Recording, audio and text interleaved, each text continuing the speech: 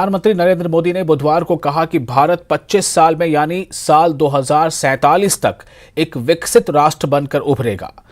नरेंद्र मोदी ने बेंगलुरु में आयोजित ग्लोबल इन्वेस्टर्स मीट को संबोधित करते हुए कहा कि इस लक्ष्य को पाने में निवेश एक अहम रोल निभाएगा। प्रधानमंत्री ने वीडियो कॉन्फ्रेंसिंग के जरिए इस ग्लोबल इन्वेस्टर्स मीट को संबोधित करते हुए कहा कि भारत में निवेश का मतलब समावेश में निवेश करना, लोकतंत्र में निवेश करना, दुनिया के लिए निवेश करना और एक बेहतर, स्वच्छ और सुरक्षित ग्रह के लिए निवेश करना है। इस इन्वेस्टमेंट और ह्यूमन कैपिटल पर फोकस करके ही विकास के ऊंचे लक्ष्यों को हासिल किया जा सकता है। ग्लोबल इन्वेस्टर्स मीट में दुनिया के कोने कोने से आए सभी साथियों, welcome to India, welcome to नम्मा कर्नाटका एंड वेलकम टू नम्मा बेंगलुरु। जब भी टैलेंट और टेक्नोलॉजी की बात आती है तो दिमाग में जो नाम सबसे पहले आता है वो है ब्रांड बेंगलुरु। और ये नाम सिर्फ भारत में नहीं बल्कि पूरी दुनिया में एस्टैब्लिश हो चुका है। 21वीं सदी में भारत आज जिस ऊंचाई पर है वहां से अब उसे निरंतर आगे ही जाना है। आज पूरी दुनिया भारत की तरफ बहुत उम्मीद भरी नजरों से देख रही है। ये दौर इकोनॉमिक अनसर्टेनिटी का है, लेकिन तमाम देश एक बात को लेकर आश्वस्त है कि भारतीय अर्थव्यवस्था के फंडामेंटल्स मजबूत है। हम दुनिया की सबसे बड़ी मैन्युफैक्चरिंग इंसेंटिव स्कीम से उसमें से एक को लागू कर रहे हैं, तो दूसरी तरफ दुनिया की सबसे बड़ी हेल्थ एश्योरेंस स्कीम भी की सुरक्षा भी दे रहे हैं। कर्नाटका की गिनती आज दुनिया के लार्जेस्ट टेक्नोलॉजी क्लस्टर के तौर पर हो रही है। यहां कर्नाटका में इंडस्ट्री से लेकर इंफॉर्मेशन टेक्नोलॉजी तक, फिनटेक से लेकर बायोटेक तक, स्टार्टअप से लेकर सस्टेनेबल एनर्जी तक, हर क्षेत्र में विकास की नई गाथा लिखी जा रही है। आगे बढ़ते हैं। केंद्रीय जांच एजेंसी प्रवर्तन निदेशालय यानी एनफोर्समेंट डायरेक्टोरेट के झारखंड के सीएम हेमंत सोरेन को समन भेजने के बाद राज्य की राजनीति में सियासी पारा चढ़ गया है। सीएम को समन मिलने के बाद एक प्रेस कॉन्फ्रेंस कर झारखंड मुक्ति मोर्चा की सरकार ने ईडी पर बदले की राजनीति किए जाने का आरोप लगाया है। सीएम हेमंत सोरेन ने मीडिया से बातचीत में कहा कि विपक्ष मेरे खिलाफ साजिश रच रहा है। उनको एक आदिवासी सीएम की वजह कर पेट में दर्द हो रहा है। पूरी साजिश का जवाब दिया जाएगा। कुछ लोगों के पेट में मेरी वजह से दर्द है। संवैधानिक संस्था का मिसयूज किया जा रहा है।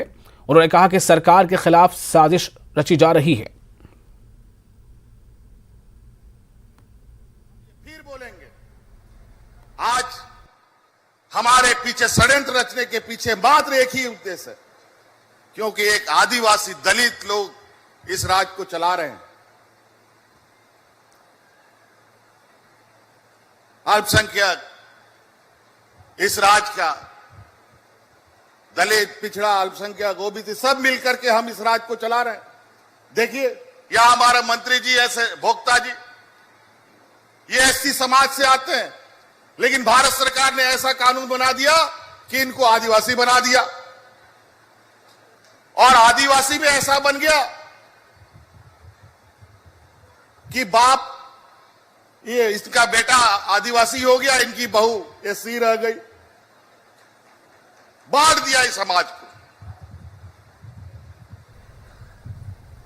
आज इसीलिए इनके पेट में दर्द है कि आदिवासी आज इतनी मजबूती से कैसे आगे बढ़ रहा है।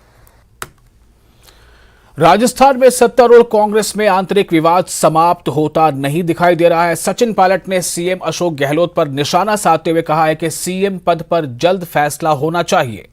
सचिन पायलट ने मुख्यमंत्री अशोक गहलोत के वफादार विधायकों पर वार करते हुए उन्हें सजा दिए जाने की मांग की है। सचिन पायलट ने कहा कि नए कांग्रेस अध्यक्ष खड़गे को राजस्थान के बागी विधायकों को सजा देनी चाहिए। इसका जवाब देते हुए अशोक गहलोत ने कहा कि बीजेपी से सबको मिलकर लड़ना चाहिए। वहीं दूसरी तरफ सचिन पायलट गुट को नसीहत करते हुए अशोक गहलोत ने कहा कि नेताओं को बयानबाजी से बचना चाहिए। सरकार रिपीट कराने पर हमारा फोकस है।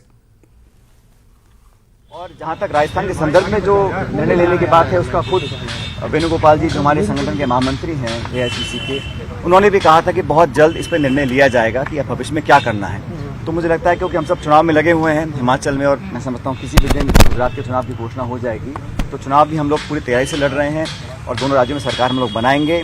जहाँ तक अनुशासनहीनता पर कार्रवाई करने की बात है, उसका पूरा संज्ञान वेणुगोपाल जी के, एंटनी साहब के, खड़गे जी के और हिमाचल जी के संज्ञान में है।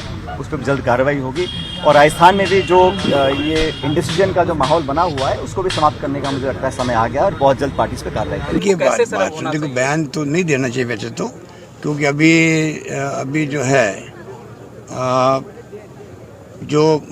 अभी वेणुगोपाल हमारे महामंत्री हैं, उन्होंने कहा भाई आप बयानबाजी कोई नहीं करेंगे, तो हम तो डिसिप्लिन के पालन चाहते हैं कि सब लोग करें।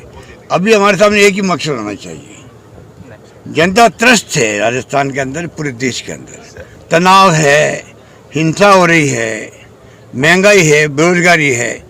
उसके लिए एक तरफ तो राहुल गांधी पसीना बहा रहा है, 25 किलोमीटर किसे कहते पर डे चलना, लाखों लोग साथ चल रहे हैं, दबाव पड़ेगा केंद्र सरकार पर, इसलिए चल रहे हैं। और उसके बाद में हमारा ध्येय होना चाहिए हम अगली बार सरकार कैसे बनाएं। तो ये तमाम जो गुड गवर्नेंस हमने दी है, उसको लेके हम तो निकल पड़े हैं, अगली सरकार रिपीट कैसे हो वापस इस बार, बस और कोई हमारा ध्येय नहीं है। अध्यक्ष आने के बाद अगली सरकार रिपीट हो, अगली सरकार आएगी तो मैं कह सकता हूँ दावे के साथ में, अभी जो वित्तीय प्रबंधन हमने किया है, जिसके कारण ही हम दे पा रहे हैं, सामाजिक सिक्योरिटी हो, पेंशन हो, पानी, बिजली, शिक्षा, स्वास्थ्य योजनाएं, सड़कें शानदार बन रही है, क्योंकि वित्तीय प्रबंधन हमारा शानदार है। अगली सरकार अगर पब्लिक हमें देगी वापस जो पहले दिया नहीं था, तो मैं दावे के साथ कह सकता हूं कि हम वो काम करके दिखाएंगे जो इतिहास में हिंदुस्तान में कहीं नहीं हुआ है। कांग्रेस की भारत जोड़ो यात्रा जारी है। भारत जोड़ो यात्रा राहुल गांधी के नेतृत्व में जारी है और यात्रा तेलंगाना की राजधानी हैदराबाद से गुजर रही है। हैदराबाद से यात्रा फिर से शुरू हुई है। राहुल गांधी के साथ इस यात्रा में बॉलीवुड एक्ट्रेस और फिल्म डायरेक्टर पूजा भट्ट नजर आई। इस दौरान पूजा भट्ट राहुल गांधी के साथ कदम से कदम मिलाते हुए दिखाई दी। राहुल गांधी की भारत जोड़ो यात्रा 56 दिनों से जारी है।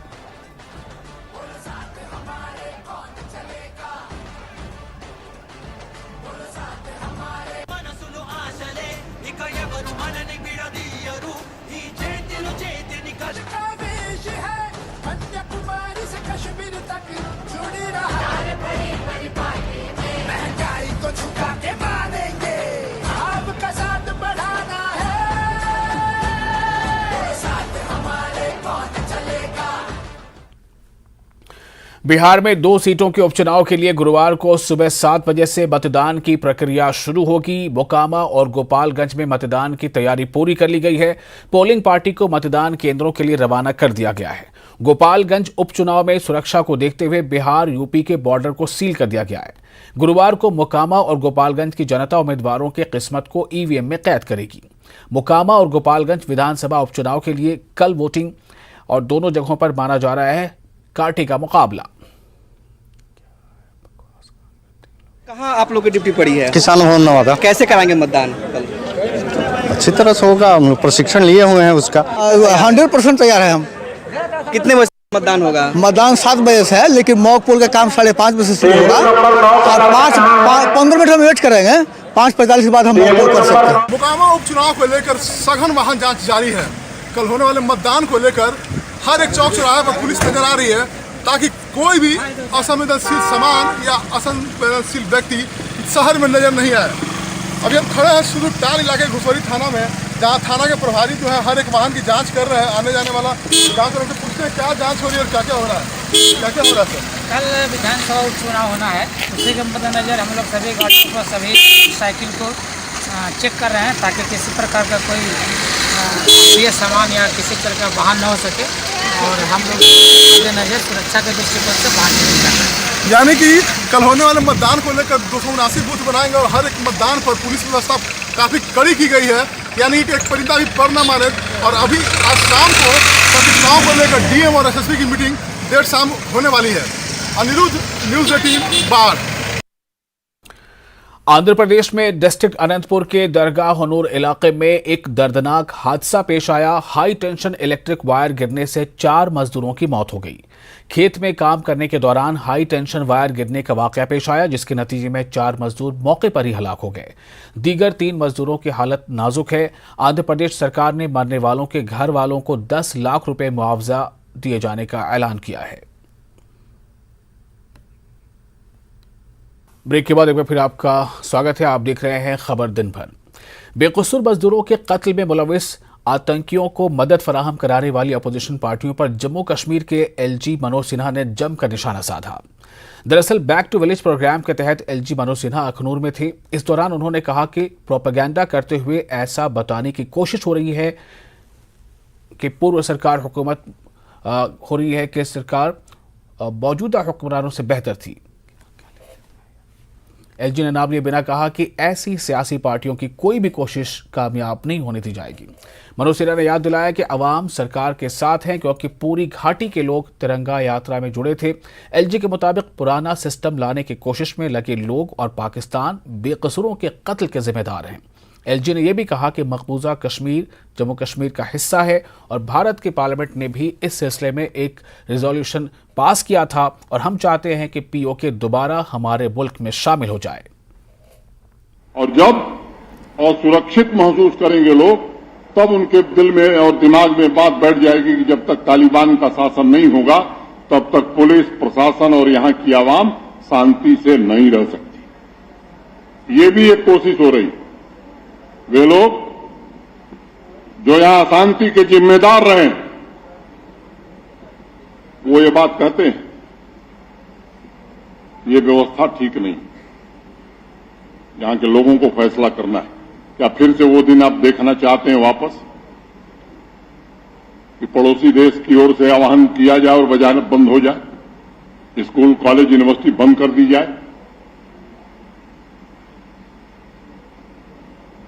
मैं आपसे निवेदन करना चाहता हूं कि आज जिस मोड़ पर हम खड़े हैं, सुरक्षा बलों के जवान मेहनत से अपना काम कर रहे हैं और मैं बड़े विश्वास से बात कहना चाहता हूं कि आतंकवाद अपनी अंतिम सांसें गिन रहा है, अंतिम सांसें गिन रहा है। उस पूरे इकोसिस्टम को खत्म करने की एक समेकित योजना बनाकर फोर्सेस के लोग काम कर रहे हैं, लेकिन अस्थायी शांति केवल पुलिस और सिक्योरिटी फोर्सेस नहीं ला सकती। कुछ लोग जो कोशिश कर रहे हैं बाहर से आए हुए गरीब मजदूरों की नृशंस अनावश्यक हत्या करके माहौल बिगाड़ने, या कश्मीर में जो अल्पसंख्यक हैं जम्मू से गए, इक्का दुक्का साफ टारगेट को मार करके उनकी हत्या करके माहौल बिगाड़ने की कोशिश कर रहे हैं। मैं पूरी तरह से आश्वस्त हूं, ये हमारे पड़ोसी की और उन लोगों की कोशिश है कि ऐसी कुछ घटनाएं करा करके लोगों के मन में ये विश्वास बैठाया जाए कि जो पहले वाली व्यवस्था थी वही व्यवस्था ठीक थी, हम इससे डिगने वाले नहीं। पीपल्स कॉन्फ्रेंस के सदर सज्जाद गनी लोन फिर से बगैर किसी मुकाबले के पार्टी के अध्यक्ष चुने गए हैं। पार्टी के सीनियर लीडर सैयद बशारत बुखारी ने प्रेस कॉन्फ्रेंस से खिताब करते हुए कहा कि पार्टी के सदर के ओहदे के लिए 8 नॉमिनेशन मिले थे, जिसमें से सज्जाद गनी लोन को मुत्तफिका तौर पर तमाम मेंबरान की जानिब से सदर चुना गया। सिर्फ एक नाम उभर के आया है, वो है सज्जाद गनी लोन साहब का। हमारे प्रेसिडेंट साहब ओथ लेंगे, हम उनको ओथ देंगे उस दिन, और उसके बाद वो एज्यूम करेंगे चार्ज दोबारा से प्रेसिडेंट, और बाकी मामला जो भी चलते रहेंगे वहां पे। तो ये ऑफिशियल फंक्शन होगा जहां पे हमारे सारे 732 ये डेलीगेट जो इलेक्टोरल कॉलेज है, हमारा जनरल काउंसिल है, वो तशरीफ लाएंगे। ओथ लेने के बाद वो अपना चार्ज संभालेंगे और उसके साथ ही वो अपनी नई टीम तश्कील देंगे, क्योंकि जब इलेक्शन प्रेसिडेंट का होता है उसके बाद जितनी भी आपकी सेंट्रल या प्रोविंशियल कमेटीज वगैरह होती हैं वो तहलील हो जाती हैं, तो इंशाल्लाह वो नई बनेगी। जम्मू कश्मीर बैंक की rural self employment training institute Pulwama के यूनिट में तरबियत पाने वाले नौजवानों में सर्टिफिकेट तकसीम करने के हवाले से एक प्रोग्राम मुनक़िद किया गया। इन पढ़े लिखे बेरोजगार लड़कों और लड़कियों को RSET में खुद रोजगार कमाने के हवाले से खुसूसी तरबियत फराहम की गई, जबकि तरबियत पाने वाले बेरोजगार नौजवानों को बैंक की जानिब से अपना कारोबार शुरू करने के लिए कर्जा भी फराहम किया जाएगा। इस मौके पर तरबियत पाने वाले नौजवानों ने कहा कि इससे वो न सिर्फ अपने लिए बेहतर रोजगार हासिल कर सकते हैं बल्कि दूसरों को भी रोजगार फराहम कर सकते हैं। हमें इसमें ट्रेनिंग प्रोवाइड की है, एक्सपर्ट्स आ रहे थे, वो हमें सिखा रहे थे कि बिज़नेस कैसे रन करना है, कहाँ पे क्या करना है, और अच्छे अच्छे लेक्चर्स मिल रहे थे। We are highly thankful of resty as well. और JK बैंक ने हमें इसको स्पॉन्सर किया है। JK बैंक की तरफ से हम उसके शुक्रगुजार हैं कि उन्होंने हम और भी लोगों को कह रहे हैं कि आप यहाँ पे आओ, अच्छी स्कीमें हैं, इनका फ़ायदा उठाओ। और लोग इस वक्त आप देख रहे हैं कि बेरोज़गारी बहुत ज़्यादा है, किसी के लिए एम्प्लॉयमेंट मिलना बहुत मुश्किल है। हम कह रहे हैं कि यहाँ पे खुद अपना रोज़गार कमाओ और दूसरों को भी अपने रोज़गार में शरीक बनाओ। यूथ है अनएम्प्लॉयड, हमने पढ़ा था तो हमें कोई रोज़गार नहीं मिल रहा था, लेकिन उन्होंने हमें बहुत सपोर्ट किया यहाँ पे, स्पेशली फॉर लास्ट 6 डेज। 6 दिनों से यहाँ पे हर दिन नया नया एक्सपर्ट यहाँ पे आ रहा था, तो ताकि हमें बूस्ट कर रहे थे कैसे ट्रेनिंग करनी, किस तरह से बिजनेस स्टार्ट करना है हमें। किश्तवाड़ में विभिन्न विकास कार्यों का निरीक्षण किया जा रहा है और सरकार की विभिन्न नीतियों और योजनाओं के तहत ग्रामीण क्षेत्रों में नई योजनाओं का चित्रण किया जा रहा है। मिशन निदेशक डेयरी विकास ने संग्राम भाटा किश्तवाड़ में एक नए खुले डेयरी फार्म का निरीक्षण करते हुए ग्रामीण क्षेत्रों में रोजगार के अवसर पैदा करने के लिए नई डेयरियों और दूध इकाइयों जैसे लघु उद्योगों के खाने की स्थापना पर जोर दिया। प्रोग्राम है ये पिछले 3-4 साल से एक जो आइडिया जनरेट किया था गवर्नमेंट ऑफ इंडिया ने, और हमारी यूटी एडमिनिस्ट्रेशन ने इसको अडॉप्ट करके आगे चलाया है, इम्प्लीमेंट किया है। गांव में, जिला में, पंचायत में ये इम्प्लीमेंट हुआ है और इसके बड़े अच्छे नतीजे आए हैं जो हमने आंखों से देखे हैं।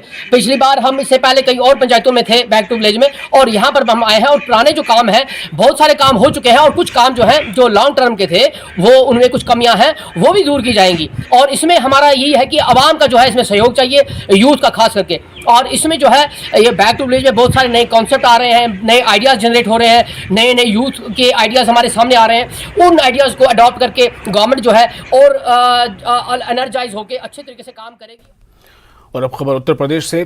यूपी पुलिस ने छात्रों के एक ऐसे गैंग का पर्दाफाश किया है जो माल से लदे ट्रकों से फिरौती वसूल करने और ट्रक ड्राइवरों का अगवा करने की वारदातें अंजाम दिया करते थे।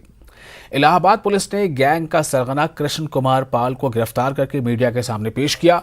साथ ही प्याज से लदे एक ट्रक को भी बरामद किया है जिसको पिछले दिनों हाईवे से लूटा गया था। पुलिस के मुताबिक गैंग में शामिल सभी छात्र इलाहाबाद यूनिवर्सिटी के हॉलैंड हॉल के रहने वाले हैं। SSP संतोष कुमार मीना ने मीडिया को बताया कि गैंग के मुखिया को गिरफ्तार कर लिया गया है और इसमें शामिल दूसरे छात्रों को भी जल्द ही गिरफ्तार कर लिया जाएगा। मिलते ही इसमें अभियोग पंजीकृत किया गया। ये एक चुनौतीपूर्ण टास्क था। अज्ञात में मुकदमा पंजीकृत किया गया था। SP सिटी और CO सिटी 4 के क्लोज सुपरविजन में थाना कन्नलगंज की टीम ने सराहनीय कार्य करते हुए इस घटना का अनावरण किया। इसमें एक अभियुक्त कृष्ण कुमार पाल उसको गिरफ्तार कर लिया गया है। 2 अन्य अभियुक्त जो इसमें हैं उनके नाम कौशिक सिंह और विजय सिंह चंदेल हैं जो अभी फरार चल रहे हैं। ये तीनों हॉलैंड हॉल में रह रहे थे। जो गिरफ्तार अभियुक्त है ये होलागढ़ का रहने वाला है। इसके पास से 10,000 रुपये नगद और घटना में प्रयुक्त दोनों वाहन बरामद हो चुके हैं। शेष अभियुक्तों को जल्द गिरफ्तार किया जाएगा और आगे इनके विरुद्ध और कड़ी से कड़ी कार्रवाई सुनिश्चित की जाएगी। उत्तर प्रदेश में बढ़ते सड़क हादसों पर लगाम लगाने और आम लोगों में जागरूकता फैलाने के मकसद से इलाहाबाद में ट्रैफिक सुरक्षा अभियान शुरू किया गया है। 1 महीने तक चलने वाले इस अभियान का उद्घाटन इलाहाबाद की सांसद रीता बहुगुणा जोशी ने किया। ट्रैफिक सुरक्षा अभियान में पुलिस प्रशासन के अलावा कई सामाजिक संगठन भी शामिल हुए हैं। अभियान के दौरान नौजवानों को ट्रैफिक रूल्स पर अमल करने और सेफ ड्राइविंग के तरीके बताए जाएंगे। उद्घाटन समारोह में बड़ी तादाद में NCC कैडेट्स ने भी भाग लिया। इस मौके पर शहर के कई कॉलेजों के छात्रों ने शिरकत की।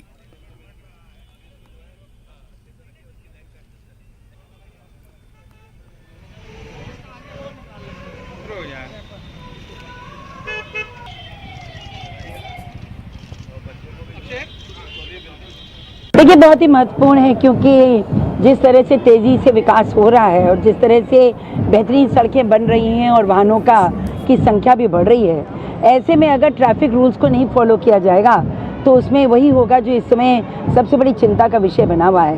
चाहे वह हाईवे हो चाहे नॉर्मल रोड्स हो, आप देख रहे हैं कि एक्सीडेंट्स की कितनी संख्या बढ़ती जा रही है।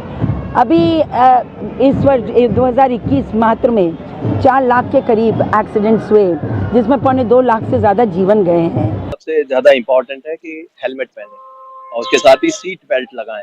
तो उनके लिए प्रेरित कर रहे हैं कि वो सब इन नियमों का पालन करें। साथ ही अगर जो नहीं लगाएंगे फिर तो ऐसे लोगों का चालान भी किया जाएगा, क्योंकि सीट बेल्ट ना पहनने से बहुत ही घटना गंभीर हो सकती है। हेलमेट से ना पहनने के कारण सबसे ज़्यादा मौतें होती हैं, जो 2 व्हीलर्स की होती हैं, राइडर्स की होती हैं, वो सबसे ज़्यादा मौतों की संख्या केवल ऐसे व्यक्तियों की जो हेलमेट नहीं पहनते।